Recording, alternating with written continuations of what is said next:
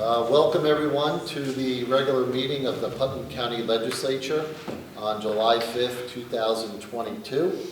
And if we could please stand for the Pledge of Allegiance. Yes. I pledge allegiance to the flag of the United States of America and to the republic for which it stands, one nation under God, indivisible, with liberty and justice for all. Thank you. Next on the agenda is our legislative prayer, and Legislator Albano is going to lead us. We seek blessings on the tasks before us. Bless our efforts with clear insight, our deliberations with wisdom, our work with clarity and accuracy, and our decisions with impartiality. Amen. Amen. Thank you. Roll call, please. District 1, Legislator Montgomery. Present. District 2, Legislator Goldman. Present. District 3, Legislator Adonisio. Present. District 4, Legislator Nasarino. Present. District 5, Legislator Albano. Present. District 6, Legislator Yonke. present. District 7, Legislator Castellano. Present. District 8, Legislator Sage. Present. District 9, Chairman Sullivan. Present. Tonight we have a couple of proclamations, and first will be the designating July 11th through the 17th, 2022 as Putnam County 4-H Showcase Week, and Legislator Adonisio is going to present that proclamation. Stephanie, come on up. How are you? I'm well. How are you? Good, good. Nice to see you. So, designating July 11th to the 17th, Putnam County 4-H Showcase Week. This is something new for Putnam County. Yes. Right? Yes. Celebrating the first year. Mhm. This is the first year not having the fair. Yes. Yes, yes. This is what the fair has born into. Yes. So, So this is something different that's going to be going on. The Putnam County 4-H Showcase for the many interests and accomplishments of Putnam's children, adults. The program continues to grow as an educational, cultural, and fun event that provides a wholesome experience for families from Putnam and the surrounding region. The Putnam County 4-H Showcase enjoys the support and dedication of 4-H club leaders, members, and families, master gardeners, volunteers, and community service organizations, including the Rotary, Lions Club, as well as many local businesses. It will be showcasing, providing a unique opportunity to learn about our community and view educational displays and exhibits created by the many talented young and young at heart residents of Putnam. The Shady Grove Theater provides a showcase for arts and an array of accomplished artists from the Hudson Valley region. The Putnam County 4-H Showcase delights showcase goers throughout the weekend with activities at Cornell Cooperative Extension Expo Bar, local artists and craftsmen tents, touch a truck, crafts, face painting at livestock and poultry barn. I'm glad you're having that. That's good. Inflatable activities, food trucks, the duck derby, that's something new. yes. And now, therefore it be resolved, the week of July 11th to the 17th, 2022, will be designated Putnam County 4-H Showcase Week. The Putnam County Executive, Putnam County Legislature recognize and congratulate the first annual 4-H Showcase and invite all Putnam County residents to attend. Thank you. This is for you, the proclamation. Would you like to say a few words? I would just like to say thank you to the legislature and to the county exec for, continued support and willingness to take a chance on this rebirthing of the many years old 4-H fair. So it'll be a good time for everybody, and I would encourage everybody to come and participate. So I'll thank be you. there. Thank Thank you. you. Thank Thank you. you. Thank you.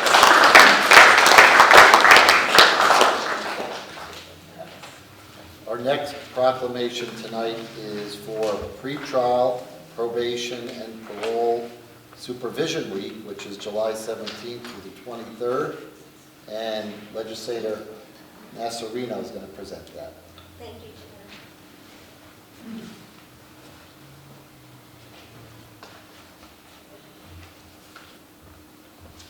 I would like to invite John Hasterhout to join me. Thank you. How are you? Well, thank you. Pre-trial probation parole supervision week, July 17th through 23rd, 2022. Whereas community corrections is an essential part of the justice system. Whereas community correction professionals uphold the law with dignity while recognizing the right of the public to be safeguarded from criminal activity. And community correction professionals are responsible for supervising adult and juvenile offenders in the community. Whereas community correction professionals are trained professionals who provide services and referrals for offenders, and community correction professionals work in partnership with community agencies and groups, and community correction professionals promote prevention, intervention, and advocacy. And community correction professionals provide services, support, and protection for victims, and community corrections professionals are a true force for positive change in their communities. Now, therefore, be it resolved that the Putnam County Executive and the Putnam County Legislature do hereby proclaim the week of July 17th through 23rd, 2022 as pretrial, probation, and parole supervision week, and encourage all Putnam County residents to honor these community correction professionals and to recognize them for their achievements. And I do want to congratulate you and recognize all the hard work that you and your department provide for the community. It does, people are not maybe as aware, but I'm glad that we brought this to the forefront so that the community is aware of all the good things that you do. And thank you. Would you like to say a few words? If I could. Absolutely. First of all, I'd like to thank the legislature and the county executive for honoring us on Pretrial Supervision Week. This is something that started in 1999 in Colorado and moved across the country, and we have been doing it here in Putnam County for more than 20 years ourselves, and I don't think the legislature has missed a year of congratulating us, and I appreciate that. A lot of what we do is behind the scenes. You may know that probation officers enforce conditions of probation. That's what people think. But we do a lot more than that. We investigate people for the court so that the court has a good idea of who it is standing in front of them for sentencing. We provide restitution for victims from the offenders.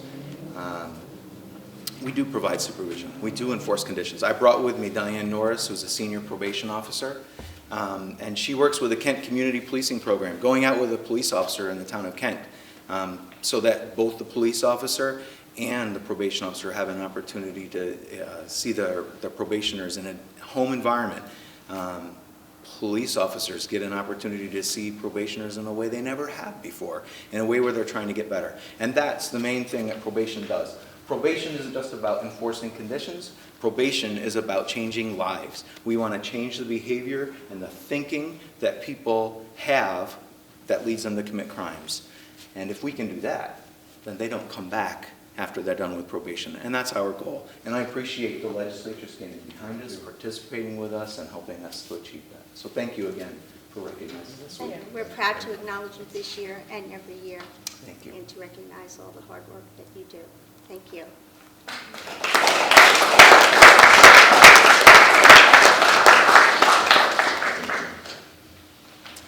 Item 4 is approval of the minutes from previous legislative meetings.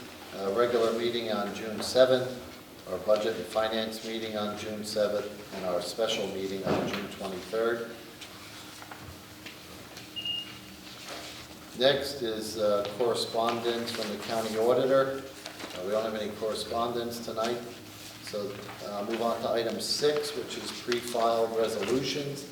And we have a pre-filed resolution for adopting the decentralized budget process for preparation and adoption of the 2023 county budget. Is there any discussion? All in favor? Aye. Thank you. Next is the Physical Services Committee, and I'll turn it over to Chairman Albano. Thank you, Chairman Sullivan. 6B is an approval of a budgetary transfer 22T109, Finance Railroad Station Maintenance, the MTA. This is in the amount of $102,767. It's an adjustment to meet the actual numbers required for maintenance of the MTA stations in Putnam. Any questions or discussion? All in favor? Aye. 6C is authorizing the implementation and funding in the first instance 100% of the federal aid and state Marcinelli program aid eligible costs of a transportation federal aid project and appropriating funds therefore. And this is for the Drewville Road Bridge project. This is where we make our commitment to pay for this project, and then once it's done, the federal government and the state and whoever else might be that has made a commitment to reimburse us will pay us at that point. Part of this is that we're going to retire a serial bond for 2016, and we'll just put in the numbers in place to continue with these projects. Any questions or discussion? All in favor? Aye. 6D is authorizing additional construction and construction inspection funding for PIN 876213 Sprout Brook Bridge over the Canopus Hollow Creek. This is in an amount of $520,000. Necessary expenses for all the engineering and design that has to be done for this particular bridge. Any questions or discussion? All in favor? Aye. 6E is an approval of budgetary amendment 22A045, highways and facilities for the Drewville Road Bridge PIN number 8757.65 and Sprout Brook Road PIN 8762.13. And again, budgetary amendment for these two projects. Any questions or discussion? All in favor? Aye. 6F is approval of Putnam County's proposed Transportation Agency Safety Plan. This is in conformance with, as required by the U.S. Department of Transportation, Final Rule 49C.F.R, Part 673. It's a requirement, we prepared it, and at this point we'd like to approve it. Any questions or discussion? All in favor? Aye. 6G is approval ratification of applications submitted for grant funding available through the 2022 Consolidated Funding Application known as CFA. The program is aimed at increased local economic development and encourage growth in Putnam County. This grant provides anywhere from 20 to 50% of the costs of these programs based on what categories they fall into. Any questions or discussion? All in favor? Aye. Aye. 6H, an approval of a lease agreement modification for Jawworthy Inc., building number 7 at Tilly Foster Farm. This is, in the lease, we are attempting to add the possibility of a 2-year extension to the lease. The lease is currently a 2-year lease, and we are 6 months into that lease, but it hasn't been fully executed at this point, and we'd like to make this change to the lease. Any questions or discussion? I'd like to make a motion to table this again based on things that I learned and things that were not answered in the original process of approving this lease. So I'd like to make a motion to table it. Legislator Montgomery has a motion on the floor to table this discussion. Is she a second? Motion fails, no second. Any other discussion? I would just like to speak to the Councilor lease. O'Donnell? The business that's there works quite well with the farm. They meet all the requirements for WAC, which are stringent requirements. The building was vacant for many years. It would probably be vacant at this point. Now we have somebody occupying it, keep an eye on it, and like I said, they do work well with the farm. In our lease agreement, we do have an option with 30-day notice to not renew the lease. And so if there was a serious issue or something that somebody was concerned about, the lease could be stopped. But at this point, I think we're making a gesture that we think it's a good business, and probably giving them an opportunity to spend some more money on the building and improve the quality of that building and that location. So I think this is a good adjustment to the lease. I have no problem with it. Thank you, Legislator Albano. Legislator Armizio. Mr. Chair, thank you. Before us tonight is, I believe, the third version of the lease. The first and second version of the lease was not, it did not include an escalation clause. So tonight we do have the escalation clause, correct, Legislator Albano? Yes, 3%. We have a 3% escalation, okay. Thank you. Thank you. Any other legislator? Legislator Nasarino? I have not been comfortable with the process from the get-go. We recognize that this Starworthy has met the WAC criteria, that they're a good fit, that they're good people, but that's not the consideration before us tonight. The consideration is to add 2 years to the lease, when the original lease that was presented before us was a 5-year lease. We compromised it a 2-year lease. That lease has yet to be executed, and now they're asking for us to extend this lease. I'm not comfortable with the process, so I will be voting no. Thank you. Any other legislator? Legislator Yonke? Yeah, I've been critical of the process from day one. I'm hoping that our administration has learned a little bit of a lesson here, not to drop as they did with the original lease in our lap, so that now we have to go back and fix it. The second iteration of this lease did have an escalation, and this continues the escalation for an additional 2 years. Once again, I've said it 100 times, I think we've all said it, this is not a reflection on the owners of the business, this is a reflection on a poor process coming out of the administration. We shouldn't even be here tonight doing this, but I'll be voting in favor of this lease.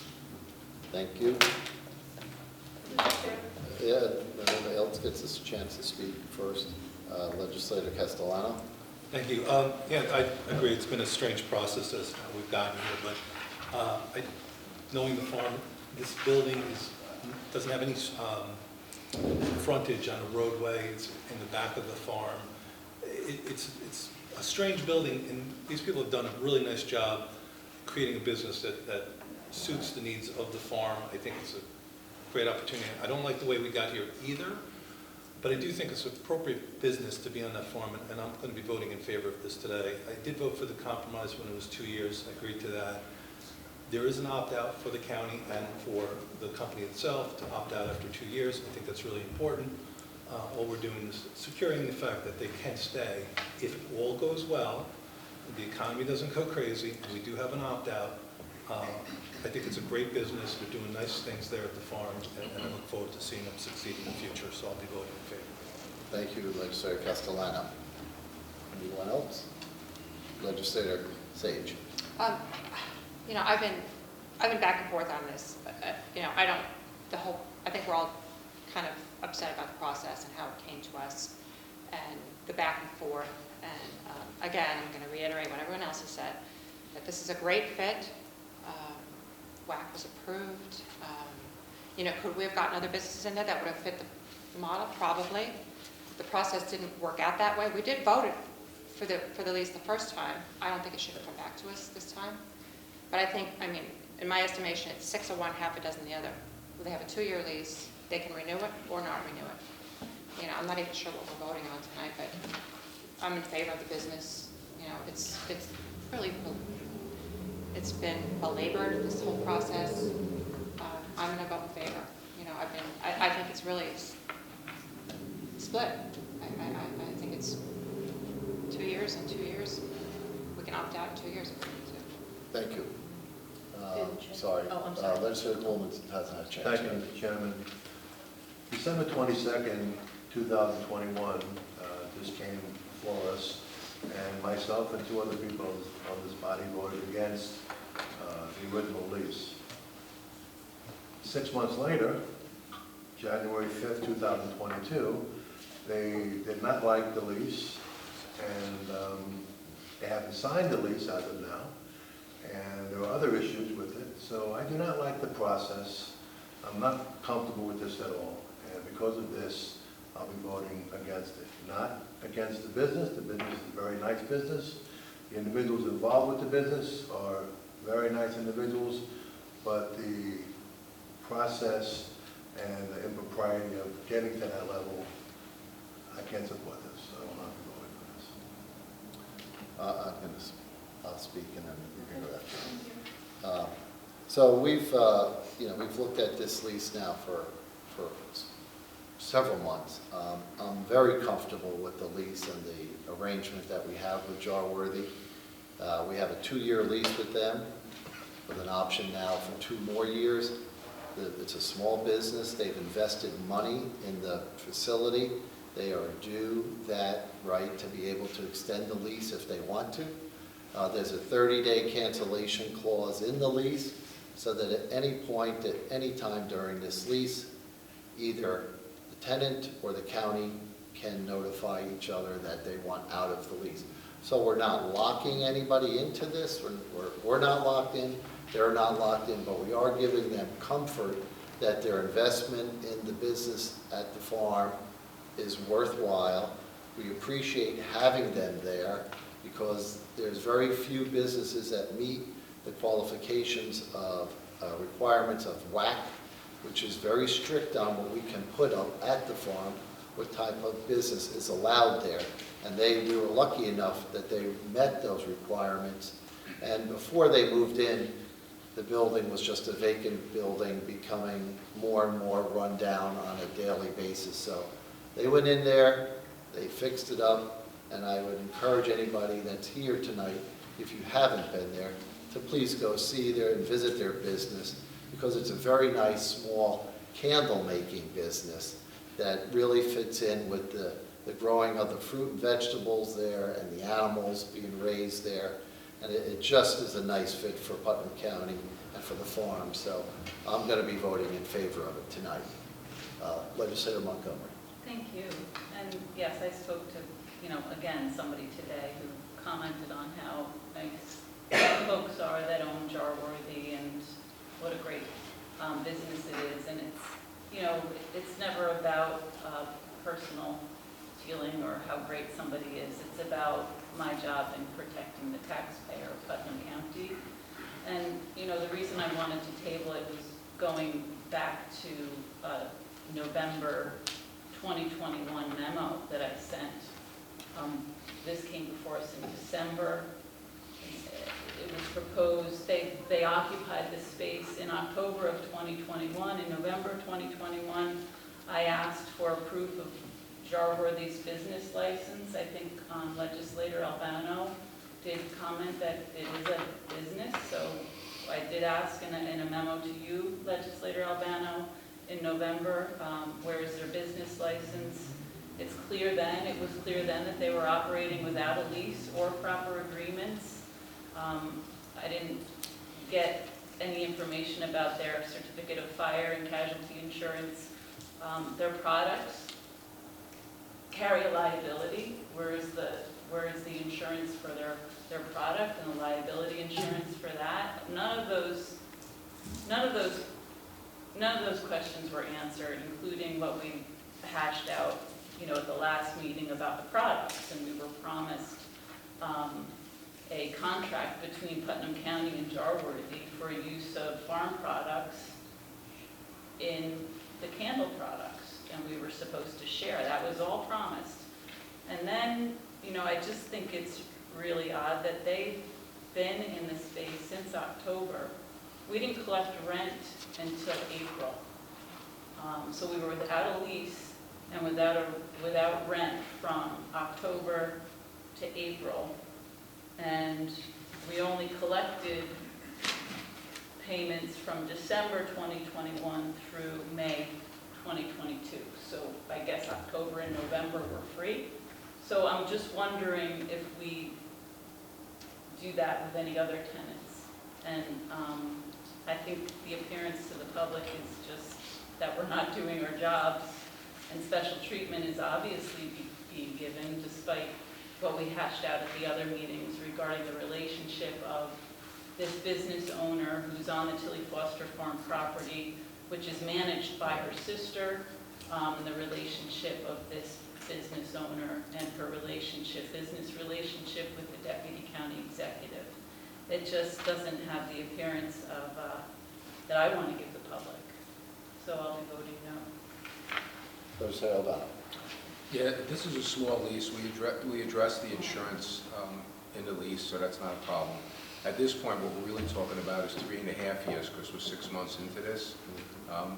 Whatever we do with this location, it's not going to make or break the finances of the farm. The main issue here is to have something that's conducive to the farm that works with what's there. And this met all those requirements. Just keep in mind, years ago, we had Tilly, the Rock and Roll Museum there, which paid no rent for years, again, because it was a nice draw at the farm. We had them move when construction was going on, and so that building had gone downhill. It's a vacant building. I'm glad that it's occupied now. And again, it's good to have a tenant in a vacant building. That a building would have been vacant because they're keeping an eye on it. They're telling us how the water's working, the pipes, there's no freezing. Again, no matter what direction we go into, they work well with the farm. We're here now. Yes, the process could have worked out a lot better. During this whole thing, we had one of our county attorneys leave, and a few different bumps in the road that didn't go the way they should have. But I don't think, my term I've used before, that this is rocket science. It's a small business that works, and so I'll be voting in favor of it. And that's pretty much all I can say. Thank you. I do want to remind everybody, as we all know too, during this whole thing, we quickly are forgetting about COVID and the restrictions and difficulties that placed on getting things done. So let's not forget about that also in this process. So we're talking about process. A lot of things had to do with the process, maybe not being as perfect, but over the last couple of years, we've learned that a lot of things have changed the way that we're used to doing them because of COVID and people not going to work and working from home and being sick. So a lot of things have happened because of it, and we're all trying to figure out what's the right way and the best way to get things done. Could I have one last? Sure, Ken. I'm sorry, I want to speak out of turn. Through the chair. The chair recognizes Legislator O'Donnell. Thank you. Just the one thing too, it's not uncommon when you do a lease to allow someone to get in and spend a little bit of time to fix up a location. That's common practice, especially when it needs a lot of work. So again, we're not giving away anything that's gold. We're just trying to work and do the fair thing with the tenant. Say, get in there, do what you have to do, give you a little bit of time, and then we start fresh on a certain date. That's not an uncommon practice in rentals. Yeah, Legislator Montgomery, quick, because I think we beat this thing up, so if it's not quick, we're gonna move on. Okay. Legislator Montgomery. Is that a threat? Like, Please, don't be. so I think tenant is defined by someone who pays rent. And does COVID prevent someone from paying rent for 7 months? Is it common practice to move in? They've been there since October. But they're paying rent. They didn't pay rent until April. Okay, they went 7 months without paying They rent. paid all the rent that was due. But here we are giving special treatment to the deputy county executive's business partner and the sister of the manager of the farm, and someone who's also contributed and sponsored events for the county executive. So it just is bad practice, and COVID is no excuse. I mean, we, the county, paid rent to Butterfield for a year before we occupied that space, to the tune of $11,000 a month. And though it's not going to break the bank, maybe not for you, but $800 a month for a family in Putnam County, I'm sure I'd rather give it to someone who needs it rather than give the space away for free. If they want to fix it up, that's their deal. I fix up my house too. Okay, thank you. Legislator Nasarino. I just want to add that I think precisely what we're talking about is the principle of it all, the principle of the process. We're not debating the quality of the tenant, we're not debating the business, we're not debating the fit, we're not debating any of that. It's the process. It wasn't until Legislator Montgomery said that they were at the farm did the legislature legislature even know. We weren't even aware.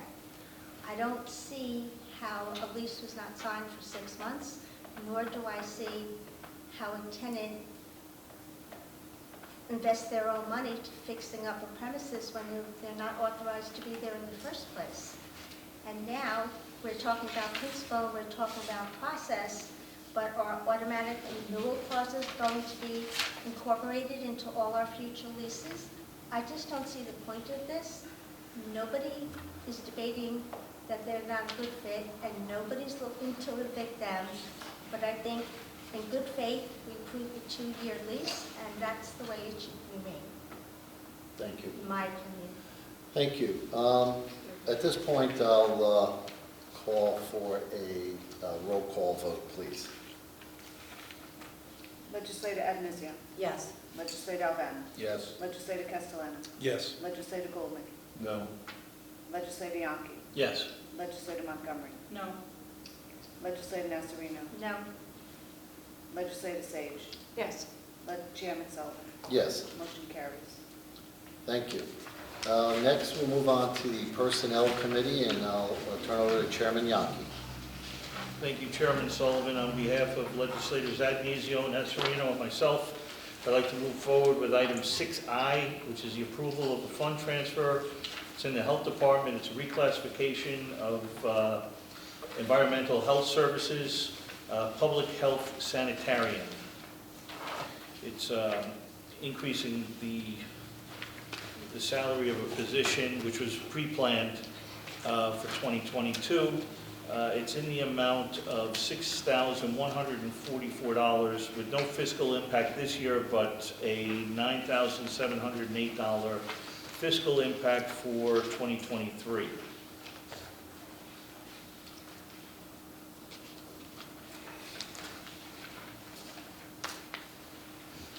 Any discussion, questions? Legislator Sage?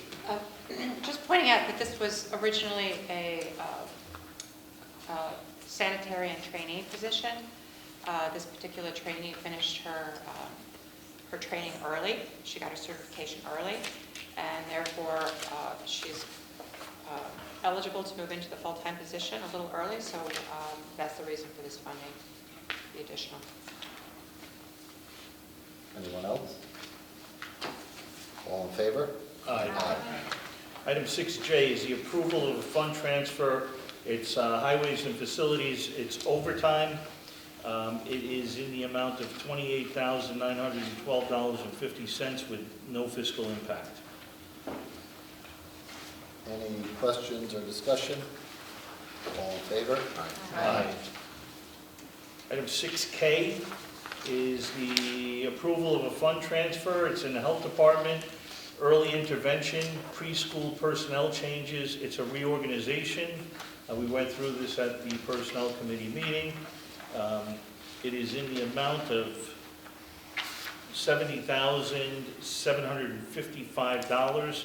It is a $3,402 impact on 2022, but a net savings in 2023 of $30,072.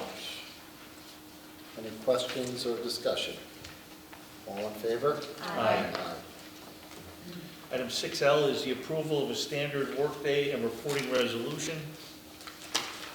It's something we do at least once a year. It's kind of routine. Questions, discussion? All in favor? Aye. Thank you, Chairman Yonke. Next is Health, Social, and Educational Environmental Committee, and I'll turn it over to Chairwoman Sage. Thank you, Chairman. On behalf of legislators Adenizio and Yonke, I'd like to bring forward item number 6M, an approval of a budgetary amendment 22A041 for the Youth Bureau. It's a youth sports and education opportunity funding grant. This is the approval of a grant in the amount of $8,366 that will be used to support youth sports and education. Okay, any discussion, questions? All in favor? Aye.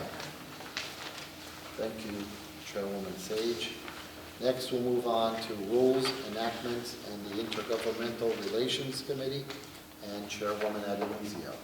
Thank you, Chairman Sullivan. On behalf of legislators Masserino and Sage, I'd like to move forward the approval authorization for expenditure of Putnam County ARPA funds on qualifying town and village projects. Budgetary Amendment 22A042. Any questions or discussion? Legislator Montgomery? I'd just like to thank Mayor Foley and Town Board Member Jason Angel and Town Supervisor John Van Tassel for coming out and witnessing this great thing. Thank you. Anyone else?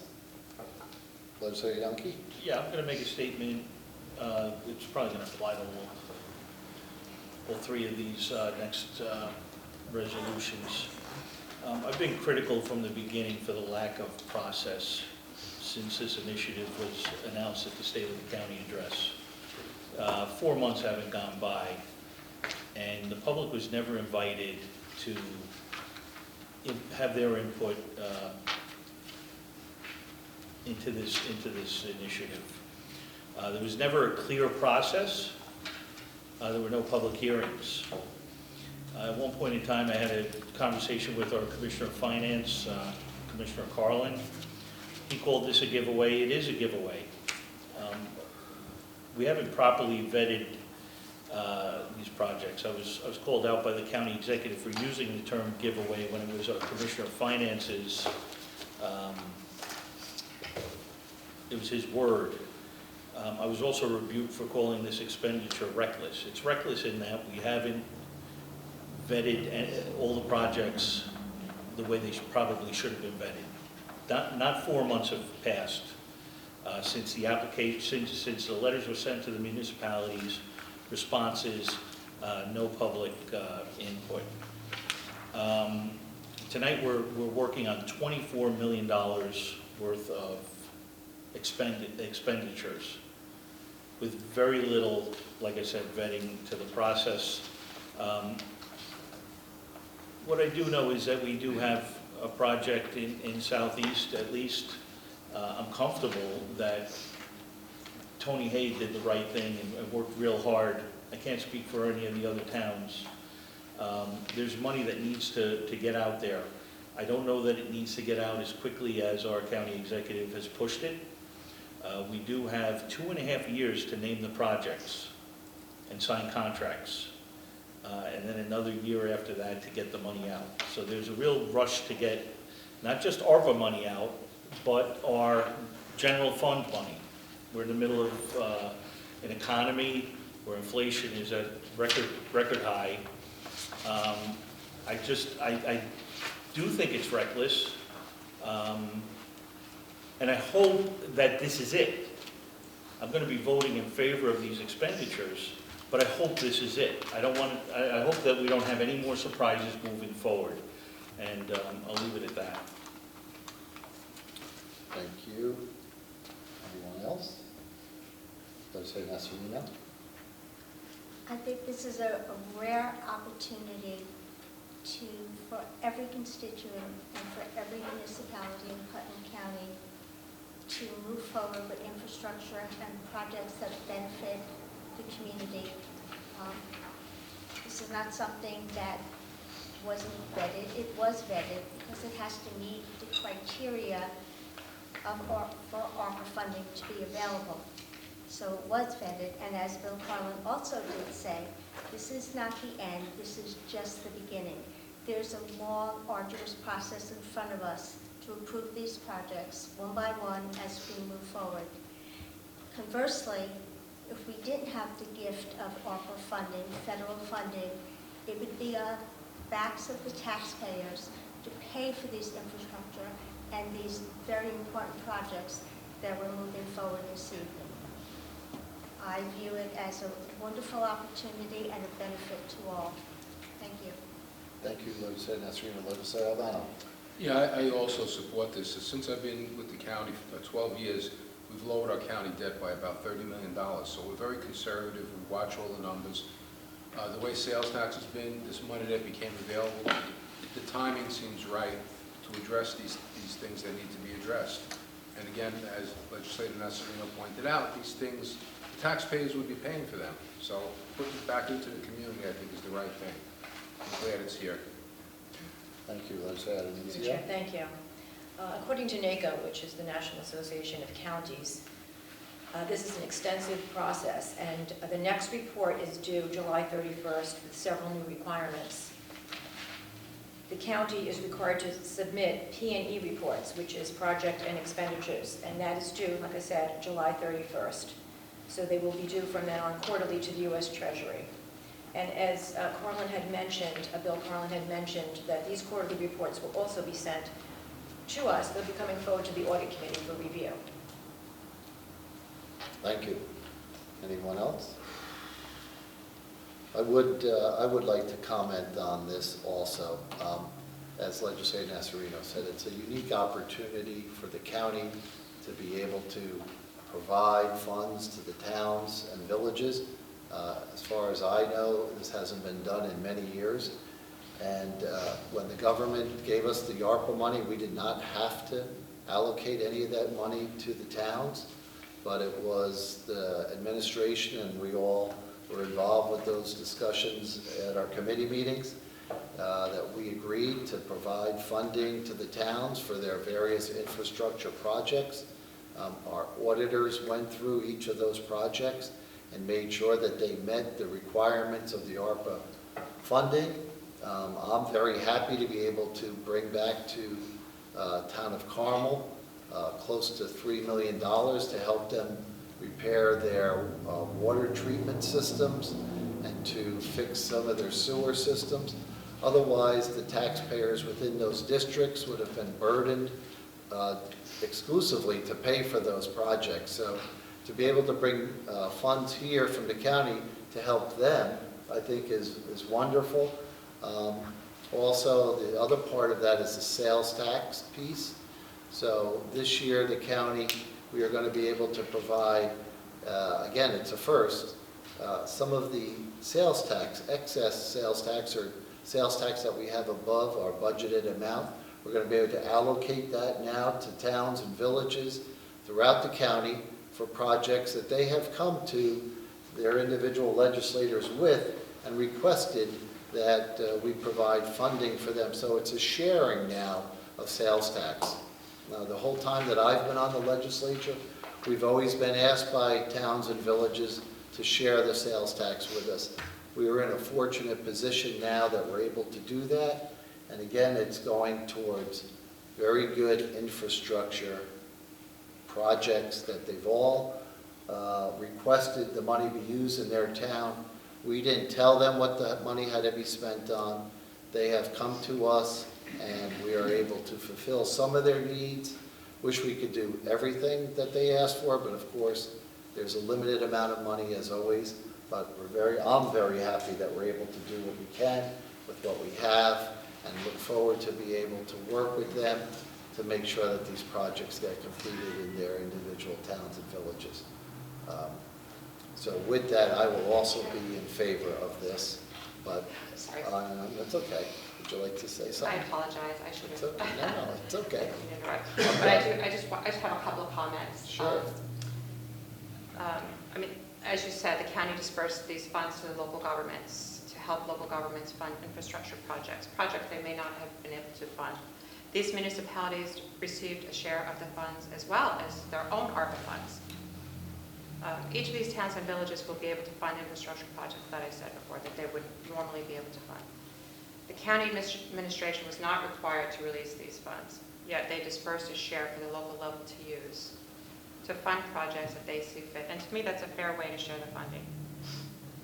As far as sharing the sales tax, I have a different view of that.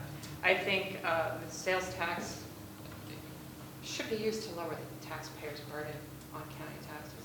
If we have excess sales tax, should we not lower the burden of taxes for our taxpayers who are paying the sales tax? That's the purpose of sales tax, is to share it more evenly. As far as the funding, I mean, we'd all like to see our own projects fund it that we see fit. I would have liked to seen a couple of projects in my own district.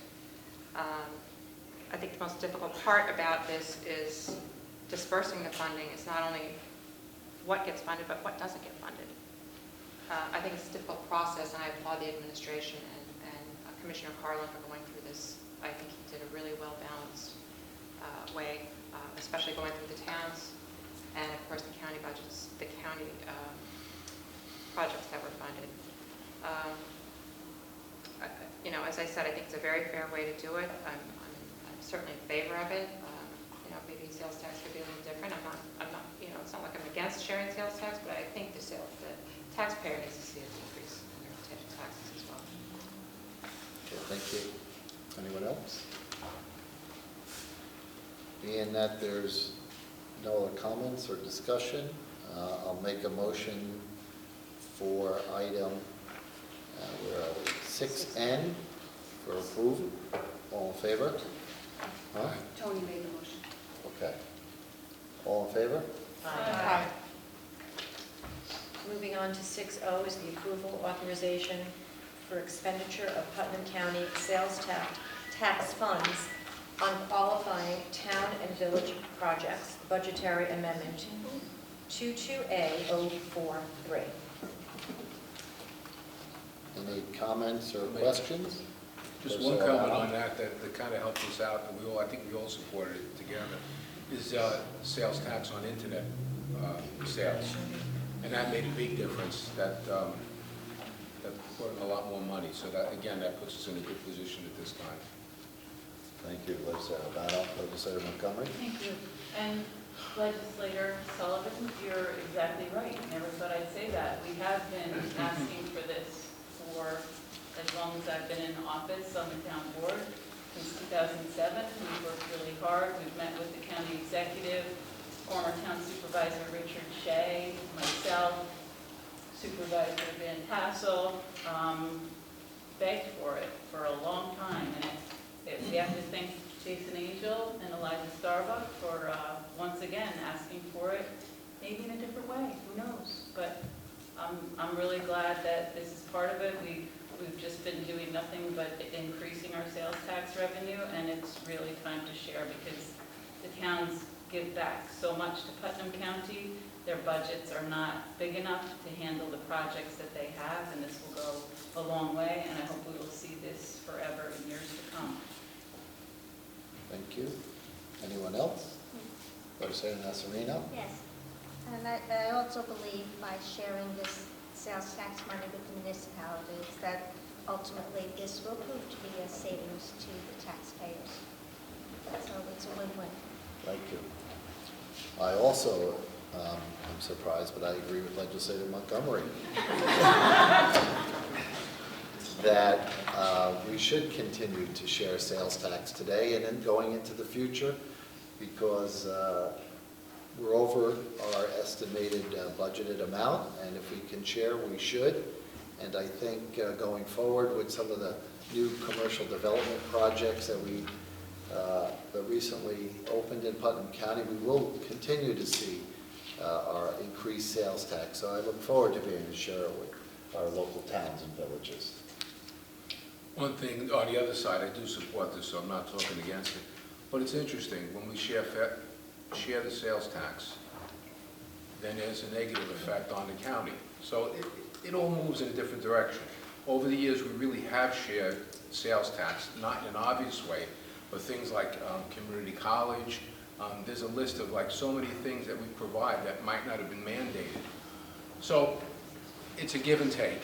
But again, this is all in the right direction, and when times are good, these are the right things to do, and I'm all in favor for it. Thank you. Anyone else? Okay. All in favor? Aye. Aye. Moving on to 6P is the approval of budgetary amendment 22A044, which is the county ARPA projects. Any discussion or questions? Legislator Montgomery? Yeah, I'll have to I wish I could just repeat everything Legislator Yonke said earlier about the ARPA funding, and I feel that way about this process. This is the county portion, close to $14 million that not only did the public have no say on, the county had no say. We weren't brought into this process at all. It was just $14 million in projects presented to us with small paragraphs, descriptions saying this is what we got. And thank you to Legislative Clerk Diane for pulling some information together today, but I can't approve something that I have no information on. I can't approve $2.5 million for, yeah, probably a very much needed stabilization center in Putnam County. But I don't have where you came up with those numbers, why, where it's going to be. I mean, I get it. We have 2.5 years to figure these things out, but that's just one example. But we have, the radio project, which I criticized, was part of our budget to begin with, and now we're using our ARPA funding, which will probably save us a lot of money in the long run. But again, it's to the process. It's to the fact that the public wasn't included, we as legislators were not included, and I believe in having information before I approve even $800 for rent. This is $14 million.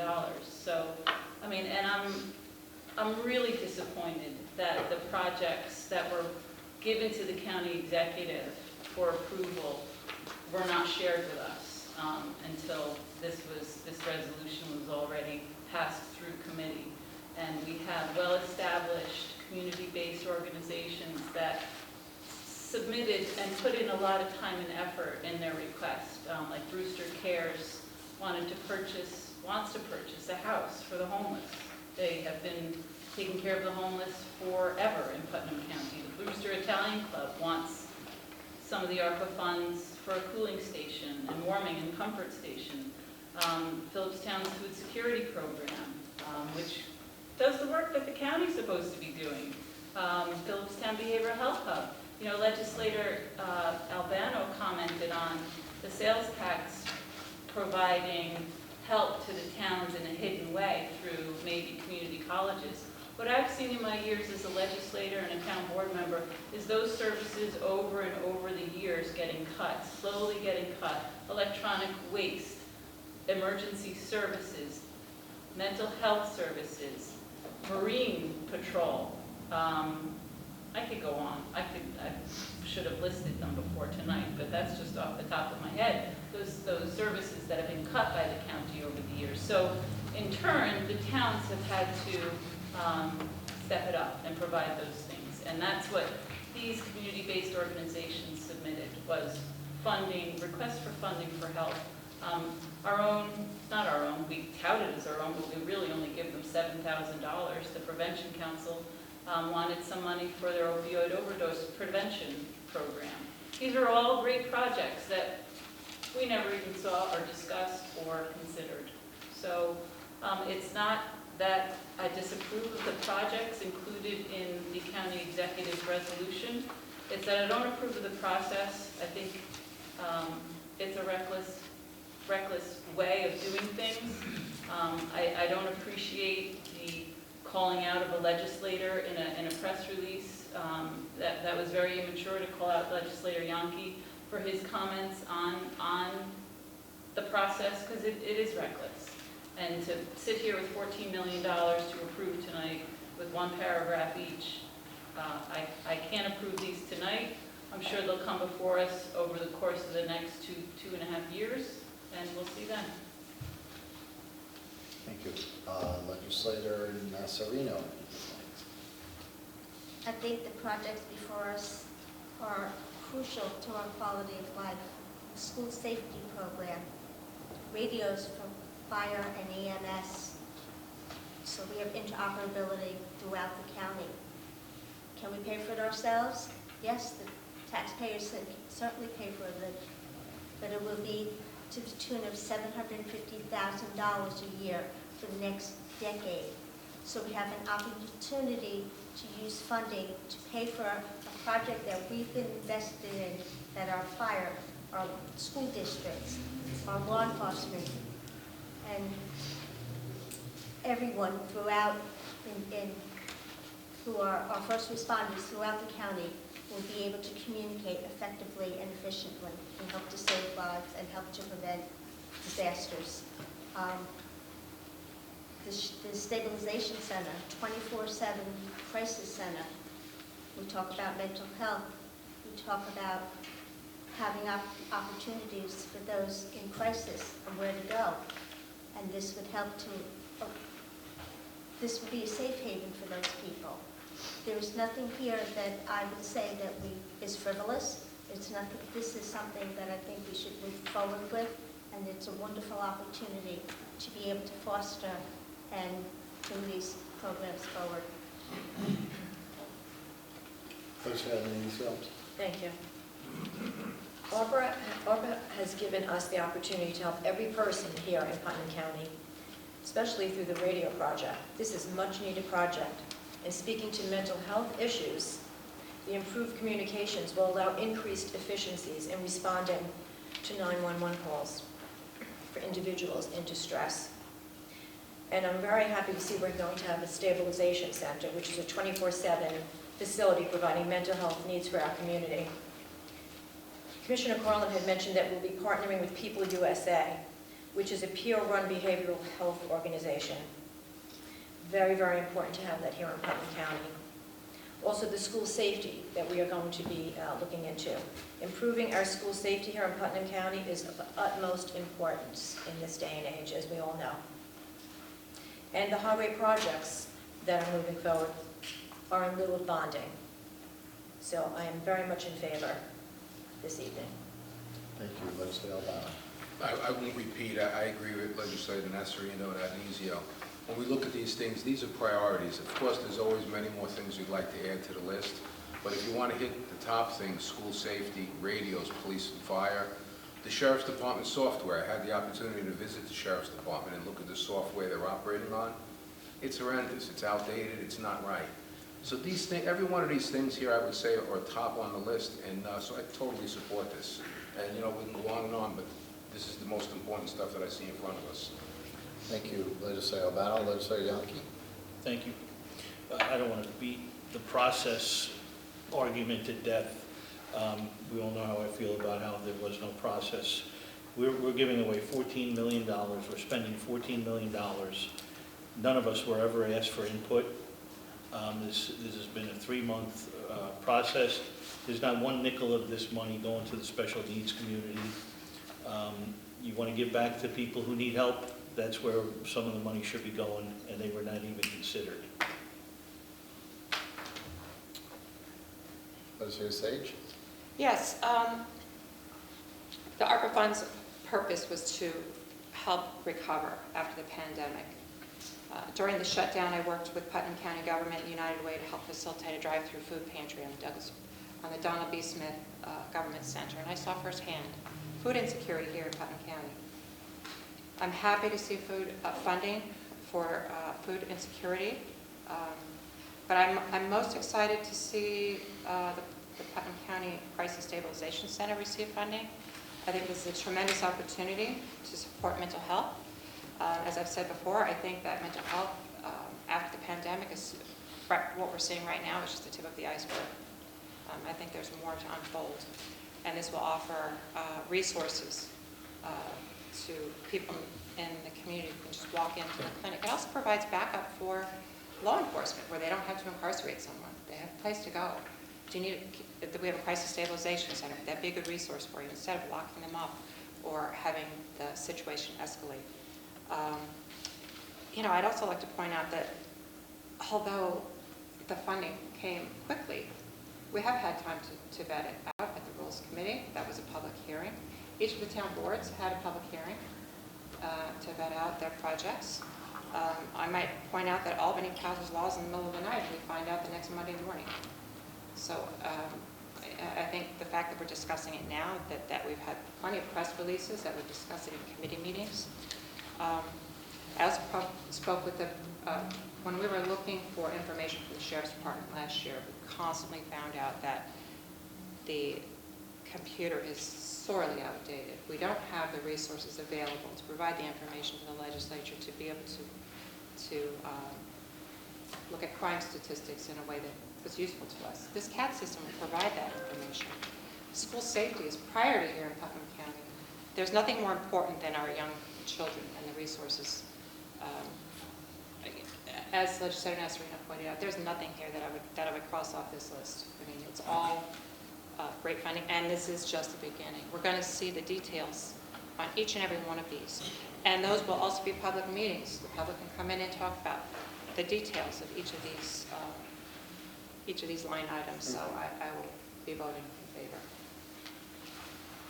Thank you, Legislator Sage. Legislator Goldman. Thank you, Chairman. This part of the ARPA funding is the county money. The $14 million is a lot of money.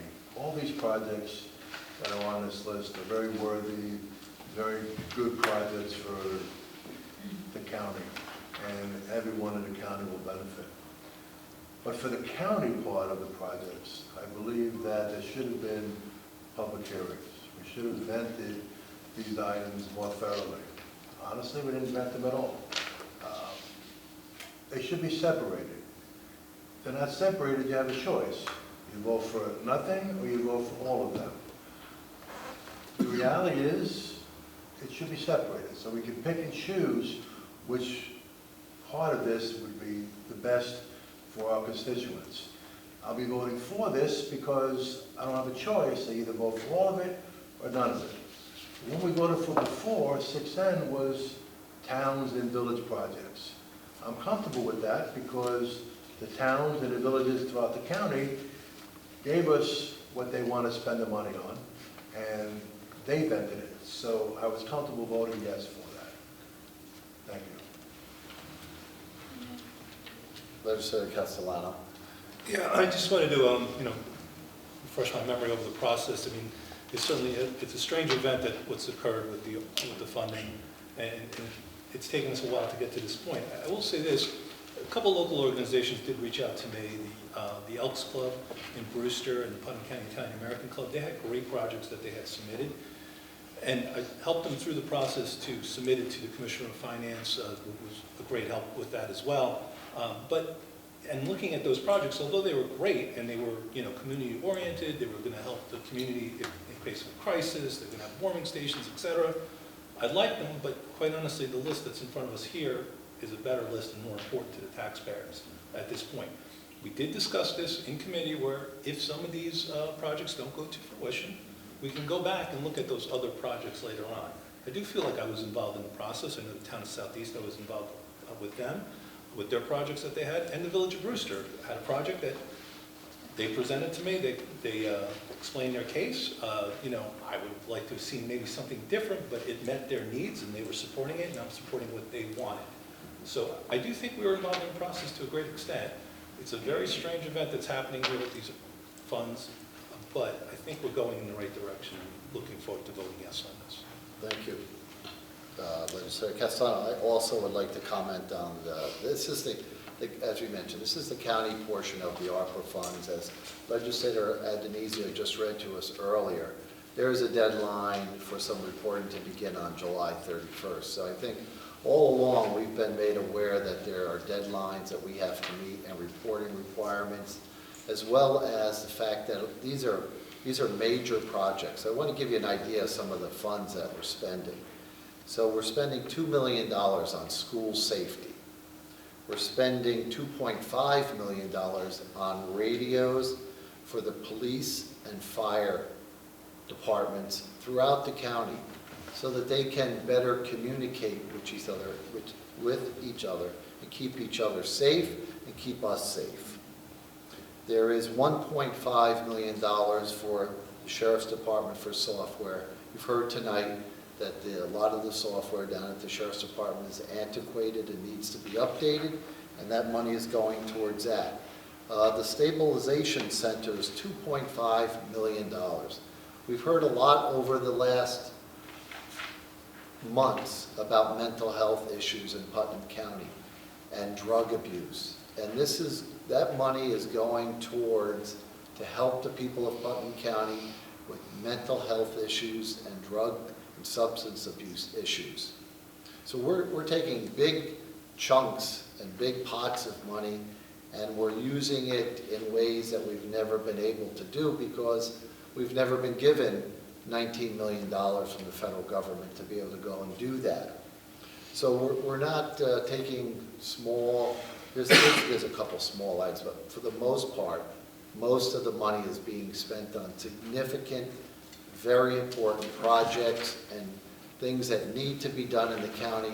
And we're lucky that we were given this money, and we're happy to be able to spend it on these projects. As Legislator Castellano mentioned, we have had many committee meetings over the last several months where we've talked about all these projects in great detail. Commissioners and department heads have come before us and told us how they're going to spend the money and what it needs to be spent on. And, you know, we still have the budget process coming up, which will begin next month. So any requests that anybody has can be addressed during the budget process. And if there's needs out there, we always try to meet them. Of course, we have limited funds. We can't give everybody everything they want, but we do the best we can, and the budget process is coming, and anything that didn't meet your requirements or your request, I submit to you to come before us at our committee meetings when we're talking about the budget and ask for money then. And hopefully, as some of the legislators said they would like money for their projects, hopefully they can get the support from the rest of the legislature, because I could come and request $5 million for somebody, but I need to get enough people on the legislature to agree with me. And if you can't get that, well then my project wouldn't get funded. So it's a process that we go through every year, and we went through a process with this. I'm very comfortable with the way we did it. I'm very happy that we're able to provide the funding to a lot of the projects. And if anybody would like to see more detail, please contact the legislative office. We'd be happy to give you the breakout of where all this money is being spent. So tonight, again, I will be voting in favor of this. Legislator Montgomery. I have been asking for more detail, and the problem is that there is no more detail. And I just want to make it very clear, I'm not opposed to any of these great projects. I want to point out and make it very clear, there are 3 projects that have been denied that are already providing mental health services and drug overdose services and help. And they need a lot of help right now. So, you know, I think I'm changing my vote midstream here because I know the process is going to come before us again and again. But here we are again on the same night with a second agenda item that seems kind of not the greatest process. It's like kind of iffy. It's kind of gross. It's like, you know, my fear is it'll end up like many things in the county. We propose it, the administration proposes it, a big press release is submitted, and nothing happens. Climate Smart Task Force, one more on drugs task force, nothing. It's announced, it's proposed. So my fear is these things are proposed in this great big $14 million resolution, and it'll lay flat, and all of these community-based organizations that are struggling right now to provide the services right now are flailing and need our help. So that's all. I'm going to vote in favor of this, but it's with a lot of criticism for the process. We were not included. I didn't see the proposals, the great proposals from Brewster and Carmel and those community-based organizations, and I'd be happy to support them when they come before us again. Thank you. Legislator Yonke. Yeah, I know everybody's eager to spend all this money, but the public should know that at 3 p.m. this afternoon, we got an email with some of the backup and a promise from the highway department to get more of the backup after we take the vote tonight. So just for everybody who thinks that there's been plenty of time to vet this and the process has been good. 3 o'clock this afternoon, we got some of the backup. Because I requested it again. Thank you. Thank you. Anyone else? Legislator Sage. Just a couple quick points. You keep saying the county portion of the money. It's all county portion of the money. There's a whole ARPA, everything we're voting on is county portion. So it should be distinguished that it's all But we have It's all proposals county from the money. towns. We had concrete proposals. It's county, well, I'm not. We don't I'm have saying proposals for this. We don't have proposals for the county portion, is what I'm saying. I'm not arguing that point. I'm just saying that, We have it from the towns. I'm just trying to Okay, say, if let's you not mind, I cross don't talk. interrupt you. Legislative Sage, go ahead. I'm just please. trying to point out that this is all county money. It's not town money. It's all been provided to Putnam County. And Putnam County has decided the best way to distribute this is to let the towns have a portion of it. So I think that distinction needs to be made. Another point I'd like to make is we are saving taxpayer money by not bonding county highway infrastructure projects to the tune of over $5 million. And we all know that bond prices are going up. And we're going to spend more money on bonding on these projects. When they are eligible for ARPA funding, we're going to be saving the taxpayer money. And really, I think, as far as spending the money, I don't know what the highway department does. I don't know what mental health or social services does. I don't know what their budgetary needs are. This was gone over with all of the county departments who are experts in their area. They lead large departments and they see the ground and they understand what projects are needed here in Putnam County. Right now, I don't need to see every little detail what they're going to purchase with this money. I need to know what their project is going to fund. And then when we go to spend the money, I want to know to the detail what they're going to spend it on. So right now, I think this is a great outline. This is a roadmap to how we're going to get there, and I'm certainly voting in favor. I said that. Legislator Nasarino. No, I don't believe any of these projects are going to go flat. And I think proposals were introduced. The sheriff and Director of Social Services and Mental Health, Michael Piazza, came before the committee to unveil their proposal for school safety and the stabilization center. Tom Lannon came before us numerous times to discuss the importance of the radio project. It's not only radios, but it's towers and all the equipment that's needed to bring that project to fruition. We discussed the CAD software and the need not only to protect the public, but to protect the offices because the data is inconclusive on the current system. And the CAP food pantry and second chance foods for the food insecurity. I think that all these are viable and will reach fruition and have been introduced to all of us. Okay, thank you. Being that there's no further discussion and it seems that everyone is in favor, I'll make a motion that we approve it. All in favor? Aye. Aye. Thank you. Moving on then, the Protective Services Committee and Chairwoman Nasarino. Thank you, Chairman Sullivan. On behalf of myself and Legislator Sage and Sullivan, I would like to move forward with approval budgetary amendment 22A038, Sheriff Department insurance recoveries. This is reimbursement received to offset the repairing of a sheriff vehicle involved in an accident in the amount of $1,261.47 of incoming money with no fiscal impact. Any discussion or questions? All in favor? Aye.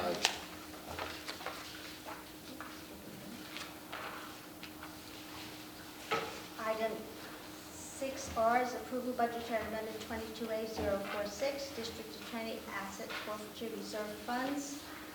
This is a budgetary request to utilize asset forfeiture funds to replace a piece of broken furniture and worn out carpet in 8 of the offices. As we know, this is discretionary funding on behalf of the DA, part of the approval of the legislature. It's in the amount of $23,500. Any discussion or questions? All in favor? Aye. Aye. Item 6S is approval budgetary amendment 22A049, Sheriff's Department use of inmate T commission reserve funds to purchase equipment. This is to purchase protective disorder control equipment for the correction officers and deputies. Again, this is discretionary funding on behalf of the sheriff per the approval of the legislature in the amount of $34,256.20. Any discussion or questions? All in favor? Aye. Thank you. Thank you, Chairwoman Nasarino. Next is the Audit and Administration Committee and Chairman Castellano. Thank you, Chairman Sullivan. On behalf of legislators Albano and Goulman, I'd like to put forward the following. Item 6T is the approval of a budgetary amendment for highways and facilities, additional unified planning work programs. Funding is coming from the federal government. It's federal aid, $460,000, which the highway department's going to put to good use. It's, as it came in front of us just recently, they need it as it's time sensitive. Any questions or discussion? All in favor? Aye. 6U is the approval of budgetary amendment for highways and facilities to amend the 2022 CHIPS County Capital Project budget in the amount of $843,531. Again, this is state aid coming from the state to help our roads. Any discussion or questions? All in favor? Aye. Thank you. Item 6D is the approval of fund transfer for the Putnam County Federation of Sportsmen's Club. Putnam County Federation of Sportsmen Club of the Fish and Game is being reclassified to an outside agency due to their 501c3 incorporation status, whereas this agency will now be called the Putnam Federation of Sporting Clubs Incorporated. So they'll be working as an outside agency, so we're just changing the funding and correcting the books, zero fiscal impact. Any discussion or questions? Legislator Montgomery? I would just like to thank Greg Mulatto for working on this and his fine work for the Sportsmen's Federation Club and the Region 3 Fish and Wildlife Board in New York State. It's wonderful to work with, and he's been a great mentor to me on that board. Thank you. Anyone else? All in favor? Aye. Item 7 is other business. Would any legislator like to bring up any other business? Item 8 is recognition of the public on agenda items tonight. If anybody from the public would like to speak about anything that was on our agenda tonight, please feel free to come up to the mic and introduce yourself, and love to hear from you. All right, I'm John Mantasso, Supervisor for the Town of Phillipstown. Hi, how are you? First of all, thank you to all of you for sharing the ARPA funds. We did work very hard to put together a project. This is new to all of us, but we've never had this money to spend before. We hired a consulting firm, and I think you guys have hired the same firm. My question is, they've asked us, we started spending our money, I think it's a $10,000 payment we made to the hub. They've asked us to get an itemized letter as exactly the detail of where the money's going and how the expenditure is going to work, and going forward, they need a breakdown of where it's going. So I'm assuming the consultant that you hired is the same one we hired, they told us that. So I'm concerned as with the other $14 million, is it going to go, are these letters that I'm assuming your guys will be requesting as well, would that go to the county executive's office, or would that be discussed by the legislature, and who would make these decisions? The 14 million? Yes. Yeah. We won't, normally we won't get back and forth, but I'll give you a quick, what's proposed in front of us tonight. No, I think they're all, they sound like wonderful projects, but I'm just wondering the detail, which seems to be lacking, where the detail will come at another phase of this. So you're approving the 14 million tonight. Right. Which is I would hope we get some more Yeah. detail. right. So We that, all hope and that I it's think some because more we have the detail. same consulting firm, Right. that it would be, the question is, would it go to the legislature for review, or would it go to the county executive? It's a good question. And we normally get, when we talked about the process a little bit, and everything would have to come back to us, and we would be provided with more detail, I think, just like we see on most projects. Right. And at that point, we would approve the spending again. Okay. Okay? Thank you. That's what I'm hoping for. Appreciate it. Thank you.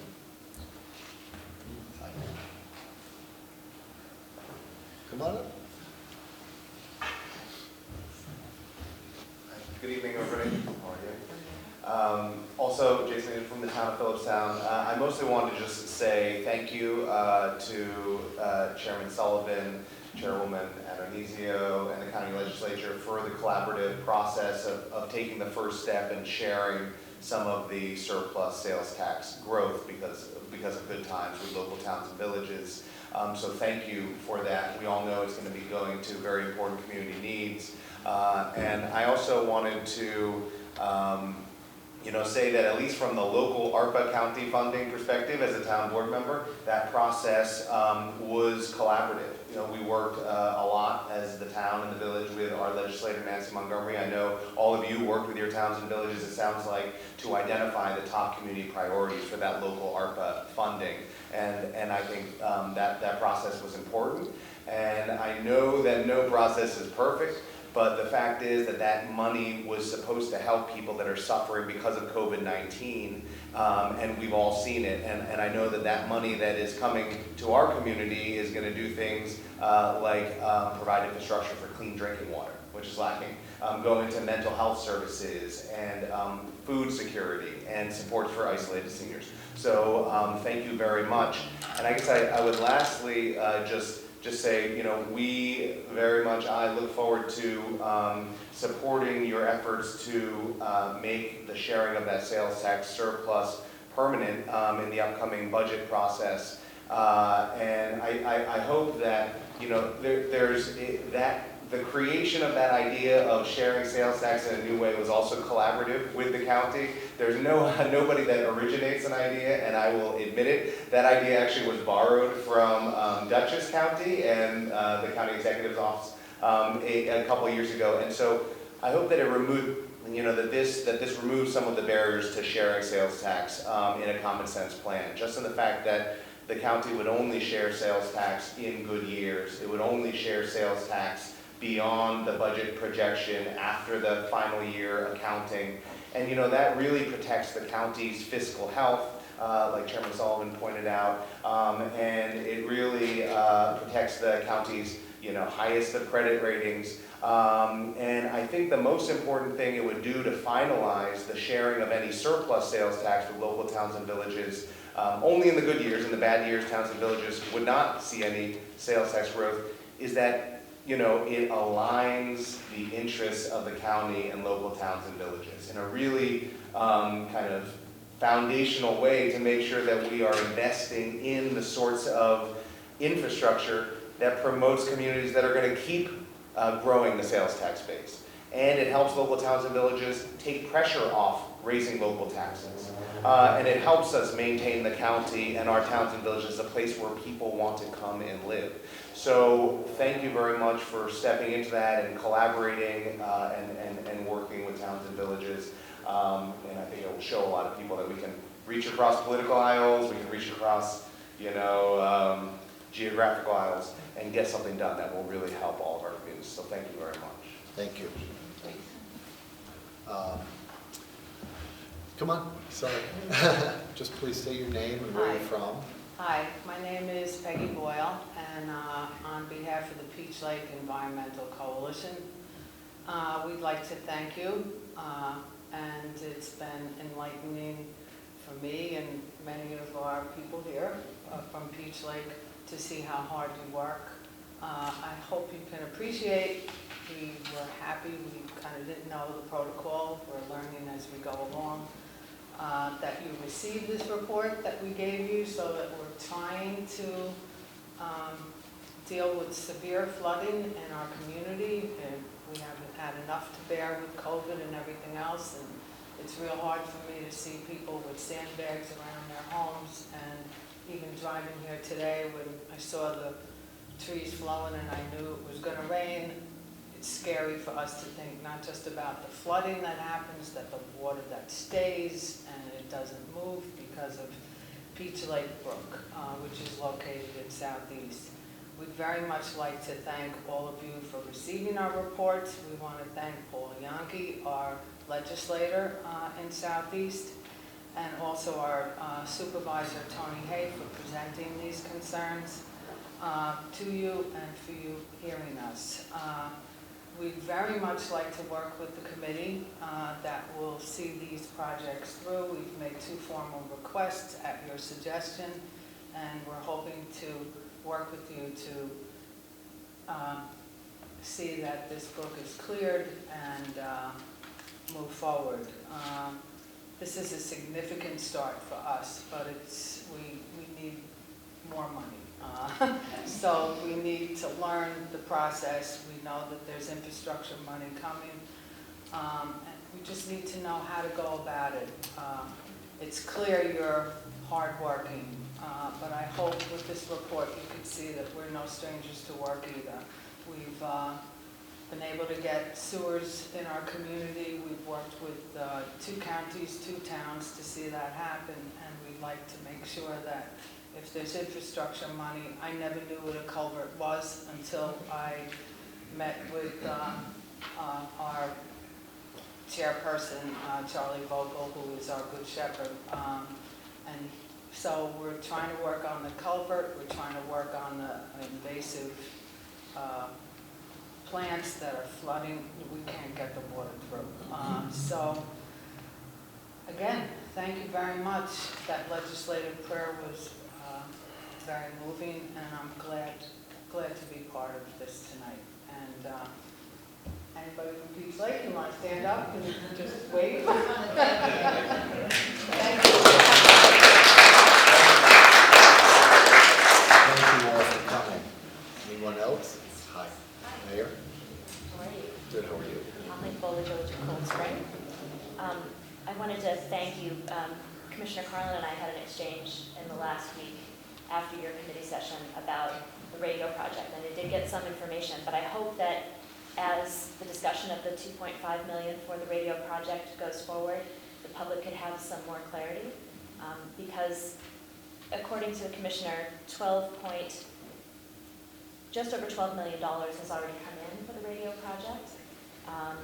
8.5, a little over 8.5 million has been spent, and 2.7 has been encumbered, for a total of $11.3 million, leaving 880 some remaining.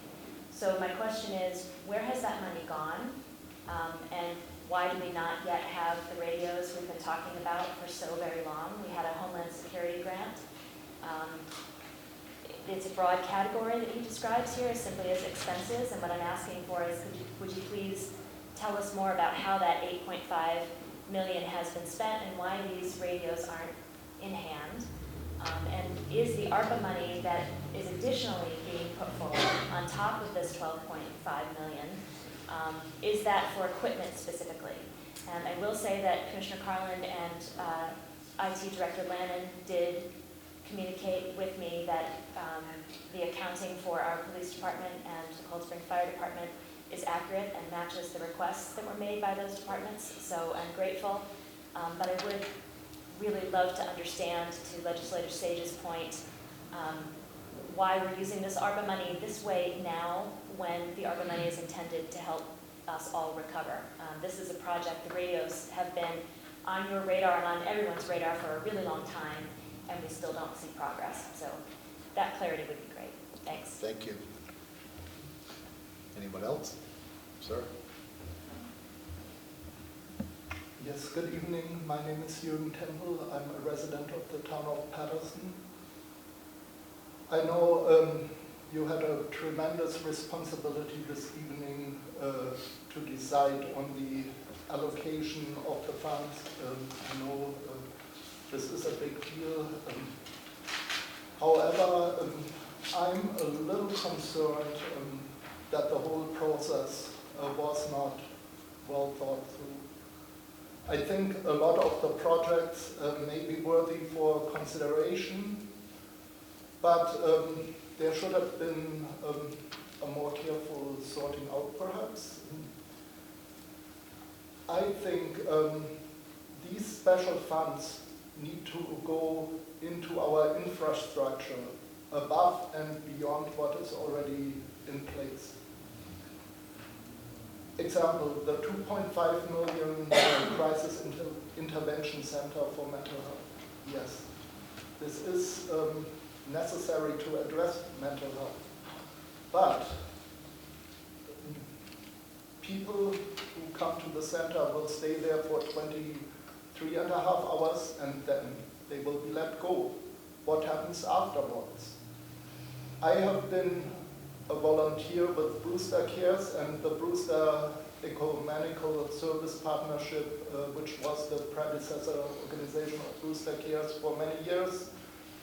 And people with mental health crisis are prone to be homeless. We don't even have a homeless shelter, a public homeless shelter in Putnam County. We absolutely need that. And organizations like Brewster Cares and BESP before have been best equipped to actually help guests with mental health problems, but they need much more resources. Legislator Montgomery actually pointed this out as well. Secondly, on other projects, infrastructure and sustainability. We don't have a good public transportation system in Putnam County. Has anybody thought of perhaps introducing a cross-county bus from the eastern part, Brewster, Carmel, Patterson to Phillipstown? This is not in place. Also, infrastructure-wise, for Metro North, we are only 53 miles north of Grand Central, but it takes 90 minutes to get to New York City. This is incredibly slow. And a lot of people will drive south rather than taking public transportation because of this slow pace. This is not sustainable either. And public transportation of getting to Metro North on the southeast side is actually provided by Hart Transit, which is a Connecticut company. So we don't even have our own transit to get to the Metro North station, or if there is something in place, it is very sporadic and spotty. Also sustainability. Electric cars would be a great alternative, but do we have enough public charging stations for cars to charge?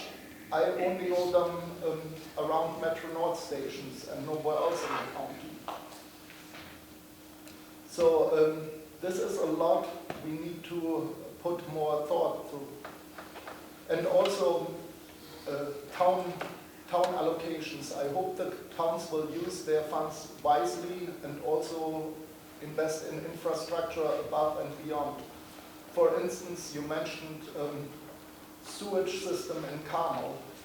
Hopefully this will go beyond the standard maintenance and will actually set up systems that will prevent floodings and future disasters like the lady from Southeast illustrated. So there is a lot of thought we could have put through in allocating these funds. Again, I'm not saying the way they were allocated are bad projects, but a lot more caution could have been used. Thank you very much. Thank you. Anyone else? Okay. Thank you.